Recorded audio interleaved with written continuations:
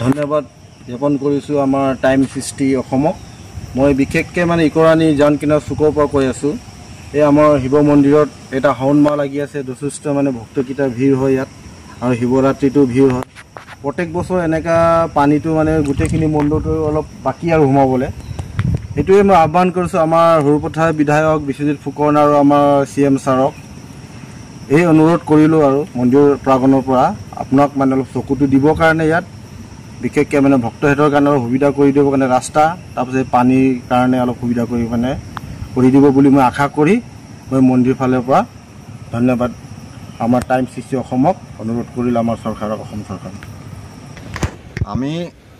আমাক যাতে সুবিধাৰ অৰ্থে আমাৰ যিখিনি তেখেতলোকে আহি আমাৰ যিখিনি অনিষ্ট হৈছে, তেখেতলোকে আহি আমাক চাই মেলি আমাৰ যিখিনি অনিষ্ট হৈছে তেওঁবিলাকে চাই য'ত কেনেকৈ কি কৰিবলৈ লাগে তেওঁবিলাকে আহি আমাক এইখিনি সহায় সহযোগ যাতে কৰিব লাগে। দুই তিনিটা কালভাৰো বহাই দিব লাগে। আৰু আমাৰ ইয়াত আগত এটা কালভাৰ আছিলে, এই কালভাৰটো বন্ধ হ'ল। বন্ধ হৈ এতিয়া তেখেতলোকে কি ব্যৱস্থা লয় সেই ব্যৱস্থা কৰি পেলাই আমাক যাতে সুবিধা কৰি দিয়ে, সেইটোৱে বিচাৰিছোঁ। সেইটোৱে আমি মানে প্ৰশাসনৰ হেৰিয়াৰ আমি বিচাৰিছোঁ। আৰু আমাৰ পিছফালে এইডোখৰ ৱাল গুঠি দিলে, ঠাইডোখৰ পানী আহিবলৈ জেগাই নাই।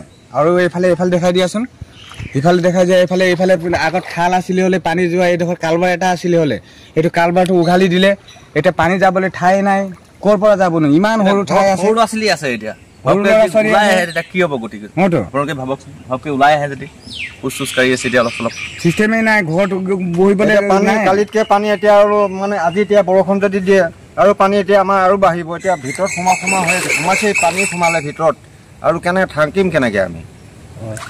আগত কালভাৰ ইয়াত কেইটা আছিলে? আগত ইয়াত কালভাৰ এটা, দুটা, তিনিটাৰ ভিতৰত সেইটো তাতো মানে 4 চোৱাৰ ৱাল গাঁঠি দিলে, 6 বিঘা মাটি ৱাল বান্ধি দিলে। 6 বিঘা ৱালৰ এতিয়া বহল জেগাত ইমান সৰু এটা ফুটীয়া নলা দিছে, এই নলাটোত ক'ত মানে পানী আহিব?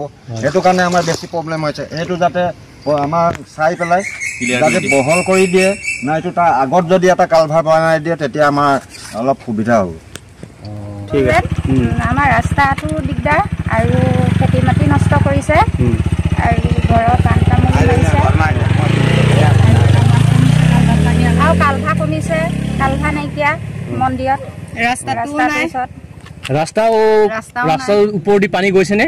গৈছে। ল'ৰা ছোৱালী স্কুল যাবলৈ দিগদাৰ হৈছে নে? অসুবিধা হৈছে। আৰু দিগদাৰ হৈছে, আমাৰ খেতি কৰিব পৰা নাই এতিয়া, পানী ডুবাই আছে, খেতিত পানী ডুবি আছে, পাণ তামোলৰ বাৰী চব মাৰিলে। এনেকুৱা হ'লে কেনে কি কৰি খাব? ভিতৰত পানী সোমাইছে, ঘৰৰ ভিতৰত পানীও সোমাইছে, সেয়া আমাৰ নষ্ট হৈছে, বহুত অসুবিধা পানীৰ কাৰণে। এতিয়া আপোনালোকে ধান লগাবলৈ যাব পাৰে নে? পৰা নাই? নাই পৰা, আমিও পৰা নাই।